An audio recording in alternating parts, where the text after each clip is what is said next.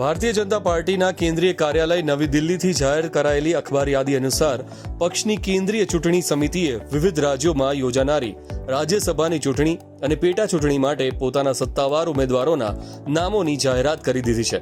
ભાજપના રાષ્ટ્રીય મહાસચિવ અને મુખ્યાલય પ્રભારી અરુણસિંહની સહી સાથે આ યાદી સત્તાવાર રીતે બહાર પાડવામાં આવી છે. આ જાહેરાતમાં પશ્ચિમ અને ઉત્તર ભારતના મહત્વના રાજ્યો પર વિશેષ ધ્યાન આપવામાં આવ્યું છે.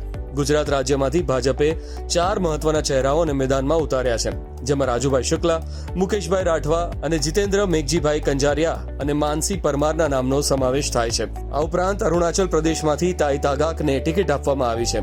મધ્યપ્રદેશમાંથી ભાજપે 2 અગ્રણી નેતાઓ તરુણ ચુગ અને રજનીશ અગ્રવાલ પર પસંદગીનો કળશ ઢોળ્યો છે, જ્યારે રાજસ્થાનમાંથી પૂર્વ પ્રદેશ પ્રમુખ ડોક્ટર સતીશ પુનિયા અને ડોક્ટર અલકા ગુર્જરને ઉમેદવાર બનાવવામાં આવ્યા છે.